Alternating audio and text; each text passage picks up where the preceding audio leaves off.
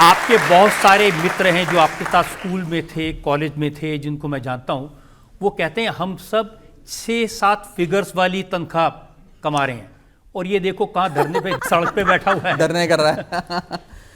Sir देखिए, कोई शख्स है जिसे बेतहाशा दौलत कमा के सुकून मिलता है, कोई 6-7 फिगर वाली सैलरी पाके खुश है, कोई नाम पाके, कोई शोहरत पाके। मुझे सुकून जो काम मैं करता हूं मुझे उससे मिलता है और मुझे लगता है कि राजनीति एक ऐसा जरिया है जिसके चलते आप लाखों करोड़ों लोगों की जिंदगी संवार सकते हैं। उससे जो सुकून मिलता है वो सबसे बड़ी बात। पैसा और दौलत तो सर जीवन में सब कमाते हैं, लेकिन मम्मी ने आपको कहा था चुनाव मत लड़ो। वो एक बड़ी इमोशनल कहानी है। मेरी पार्टी ने मुझे कहा कि 2019 का लोकसभा चुनाव आपको लड़ना है। मैंने कहा मैं माँ बाप से बात करके बताऊंगा। मैं घर गया, मेरे फादर साहब ने तो मुझे इजाज़त दे दी, पर मेरी माँ को मुझे मनाने में 6 महीने लगे। और वो इसलिए लगे क्योंकि वो नहीं चाहती थी मैं चुनावी राजनीति में जाऊं। अंततः जब उन्होंने मुझे इजाज़त दी तो 2 शर्तें मुझसे लिखवाई कि तुम्हें ये शर्तें पूरी करनी होंगी चाहे चुनाव का नतीजा जो भी आए। पहली शर्त थी कि तुम अपने चार्टर्ड अकाउंटेंसी के प्रोफेशन को पीछे नहीं करोगे, उस पर ध्यान दोगे और उसे आगे बढ़ाओगे। और उसका कारण ये था कि चलो आज तुम्हारा परिवार संपन्न है, तुम्हें कुछ ज़्यादा पैसे वैसे संसाधन की ज़रूरत नहीं है, लेकिन आगे जाकर परमात्मा ना करे तुम्हें पैसों की संसाधन की ज़रूरत पड़े तो राजनीति से पैसा नहीं कमाना, पैसा अपने सीए के प्रोफेशन से कमाना। और दूसरा वादा उन्होंने मुझसे ये लिया कि अब तेरी उम्र हो गई है शादी करने की, अब अच्छी सी लड़की देख के चुनाव के सीधे बाद नतीजा जो भी आए शादी कर लियो। तो ये 2 वादे मैंने किए थे, निभाए नहीं। माँ की बात तो उन्होंने नहीं मानी, चुनाव लड़ लिया, राजनीति में उतर गए। अब आप इन्हें समझाएंगी, जब इनकी पार्टी के सारे नेता एक-एक करके जेल जा रहे थे तो आपने समझाया कि भाई क्या कहाँ जा रहे हो? ओ गॉड, मैं क्या समझाऊं? मुझे तो एक तो पॉलिटिक्स का कुछ समझ आता नहीं है, तो मेरे लिए तो जो भी हो रहा है, मैं एक बहुत ही अलग दुनिया से आई। तो जब ये सब हो रहा होता है तो मैं भी वैसे ही देख रही होती हूँ जैसे मुझे ऐसा लगता है कि पिक्चरों में ज़्यादा रियलिटी होती है और देखो कितनी फिल्मीपन और क्या क्या चल रहा है। तो मैं तो कोई सलाह नहीं दे पाती। पिक्चर की रियलिटी आपको बताता हूँ जी। इश्कज़ादे जो पहली फिल्म आपने की, तो अर्जुन कपूर उसमें हीरो थे जी।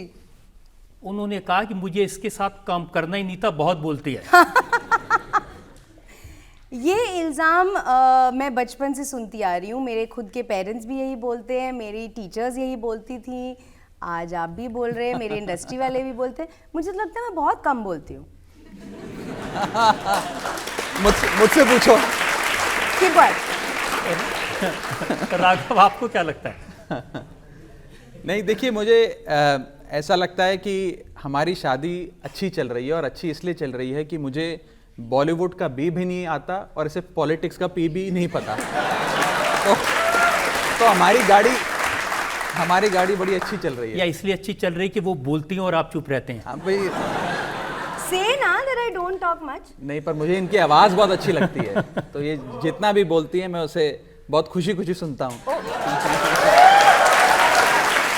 जैसे इनसे अर्जुन कपूर ने कहा था मैं इनके साथ काम नहीं करना चाहता हूँ, राजनीति में आपको ऐसे लोग मिलते हैं जो कहें कि भाई हम राघव चड्ढा के साथ काम नहीं करना चाहते? मिलते हैं सर, ज़रूर मिलते हैं। संसद भवन के भीतर भी मिलते हैं, अन्य पार्टियों में भी मिलते हैं, अपनी पार्टी के बीच भी मिलते हैं। तो ज़रूर ऐसे लोग मिलते हैं। जैसे हरियाणा में राहुल गांधी मिले आपको। आपकी लाख कोशिश के बावजूद समझौता नहीं करने दिया उन्होंने। मेरा अपना ये मानना है कि शायद राहुल गांधी जी भी चाहते थे कि गठबंधन हो जाए हरियाणा में। मेरी उनसे कई बार बातचीत हुई, संवाद रहा। मेरे नेता अरविंद केजरीवाल जी उस समय उपलब्ध नहीं थे, तो उन्होंने मुझे ये संवाद करने की, चर्चा करने की जिम्मेदारी दी थी। बट शायद उनकी पार्टी की लोकल यूनिट जो थी उसकी कुछ मंशा या कुछ भाव ऐसे थे कि गठबंधन ना करके हम अकेला चुनाव लड़ना चाहते हैं, और उन्होंने चुनाव नहीं लड़ा। मुझे लगता है कि हमारी आरजू का ख्याल रखते तो कुछ और बात होती, हमारी हसरत की फिक्र होती तो कुछ और बात होती। आज वो भी पछता रहा होगा मेरा साथ छोड़कर, अगर साथ साथ चलते तो कुछ और बात होती।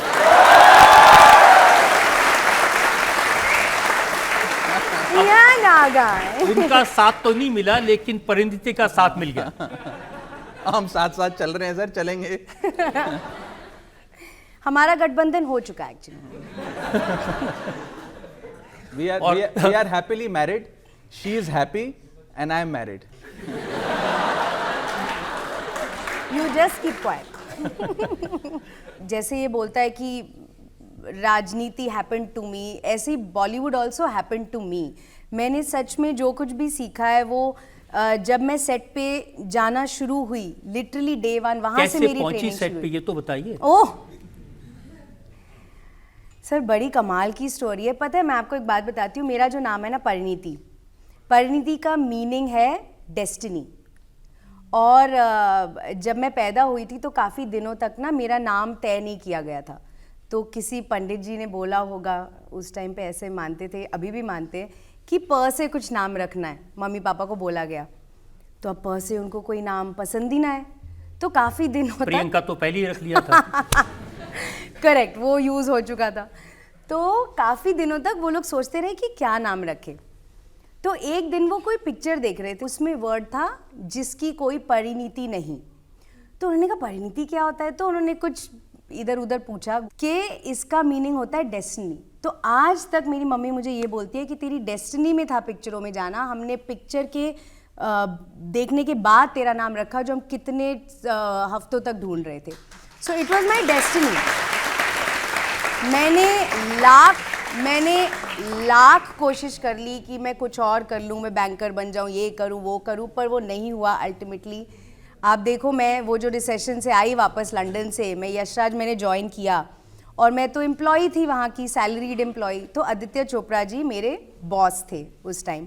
तो वो मुझे मीटिंग्स में मिलते थे और मैं इधर उधर, जैसे कि आपको पता ही है मैं बहुत कम बोलती हूँ, तो यशराज जब मैं चलती थी तो लोग, मतलब it's very hard to ignore कि ये कौन चल क्योंकि पता चलता है कि मैं आ गई हूँ रूम में। तो हर कोई मजाक करता था कि तू तो एक्टर बनेगी, तू तो एक्टर बनने आई है। और मैं हमेशा बोलती थी please I will not do all this, I am a banker, I will never become an actor, मैं ऐसे बोलती थी। पर I don't know why sir, आदि चोपड़ा को कुछ विश्वास था कि ये लड़की एक्टर अगर बनेगी तो ठीक ठाक कर लेगी। तो 1.5 साल जब मैं यशराज में काम कर रही थी, मैंने अनुष्का शर्मा, रणवीर सिंह, रानी मुखर्जी, इन सब की मैं कॉफ़ीज़ लाती थी, उनके स्केड्यूल बनाती थी। मैं रणवीर के पास जाती थी, sir what would you like to eat for lunch. मैं उनके मार्केटिंग स्केड्यूल्स, जैसे आज अगर वो यहाँ इंटरव्यू में होते तो मैं वो लड़की होती जो बाहर उनका वेट कर रही होती। तो मैंने उनको मैनेज किया काफ़ी एक्टर्स को। रणवीर ने एक दिन मुझे देखा कि मैं कोई, तो उनके इंटरव्यूज़ चल रहे थे और वहाँ एक शीशा था। तो उस टाइम एक नया गाना रिलीज़ हुआ था, शीला की जवानी।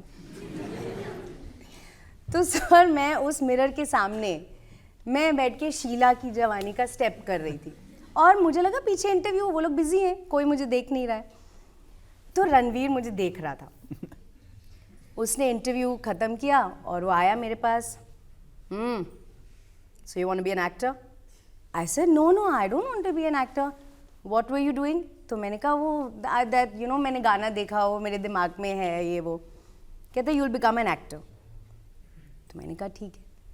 उतने में मैं यशराज, मैं एनीवे मैं थोड़ी इन्फ्लुएंस तो हो गई थी, मुझे लगा एक्टिंग कोशिश करनी चाहिए थी। तो मैंने 1-1.5 साल जॉब करने के बाद मैंने जॉब छोड़ दिया, ये सोच के कि एक्टिंग स्कूल जाऊंगी, कुछ सीखूंगी। और सर आप विश्वास मानोगे, मैं एक्टर बनी। आदित्य चोपड़ा ने मुझे 3 फिल्मों के लिए साइन किया और मेरी पहली पिक्चर रणवीर के साथ थी। इत्तेफाक, एक और इत्तेफाक है कि इनकी पहली पिक्चर जिसका ये जिक्र कर रही हैं, लेडीज वर्सेस रिकी बहल, उसमें इनका नाम था डिम्पल चड्डा और उसकी शूटिंग हुई थी दिल्ली में। या मैंने दिल्ली में, डेस्टिनी इनको ऑलरेडी मिसेस चड्डा बना दिया था। हाँ, डेस्टिनी ने इनको चड्डा बना ही दिया था। तो जब मैं पहली बार इनके परिवार से मिली थी तो इनके एक भाई हैं जो बड़े हंसमुख से हैं, तो वो मेरे पास आए पहली बार। तो उन्होंने कहा आज मुझे तो पता ही था तुम हमारी फैमिली में आओगी। तो मैंने कहा ऐसे कैसे? नहीं वो तो तुम पहली पिक्चर से चड्डा हो, वहीं पे तुम्हें अवार्ड्स मिले, तो हमें तो पहले से ही पता था तुम चड्डा ही बनोगी एक दिन।